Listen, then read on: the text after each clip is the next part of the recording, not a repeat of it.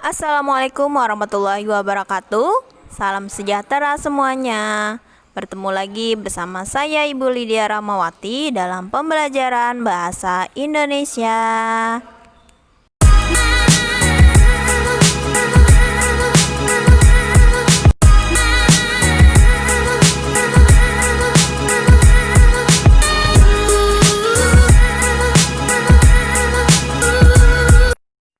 Pada video ini akan diberikan informasi tentang butir-butir penting non-fiksi.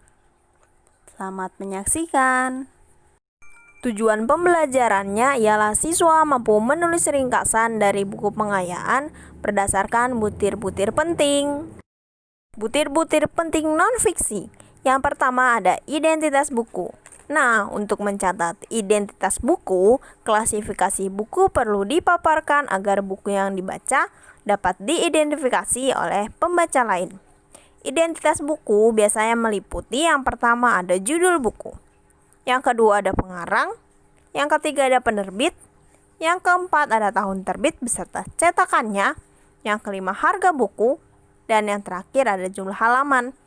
Yang selanjutnya ada manfaat atau materi isi buku. Yang ketiga ada format buku. Format buku menentukan ketertarikan pembaca pada isi buku, seperti sampul buku atau cover yang dikemas dengan menarik, tampilan buku dan gambar-gambar pendukung isi buku tersebut. Yang selanjutnya penyajian materi. Penyajian materi dalam buku non-fiksi harus menarik, terutama dalam menyampaikan sebuah isi. Penyajian isi harus memenuhi beberapa kriteria, antara lain memenuhi standar penulisan ilmiah, bahasa pengarang mudah dipahami, dilengkapi dengan contoh atau ilustrasi, dan ilustrasi tersebut mendukung uraian. Yang selanjutnya adalah bahasa yang digunakan. Bahasa yang digunakan dalam buku non-fiksi hendaknya bahasa yang lugas, logis, menarik, dan mudah dipahami. Tidak banyak menggunakan majas ya. Yang selanjutnya ada kelebihan buku. Sebuah buku non-fiksi dianggap bermutu atau memiliki kelebihan apabila memenuhi kebutuhan informasi atau ilmu pengetahuan pembaca. Isinya dapat dipertanggungjawabkan, menimbulkan perspektif yang baru dan segar terhadap suatu topik, dan memberi informasi terbaru. Yang selanjutnya ada kelemahan buku.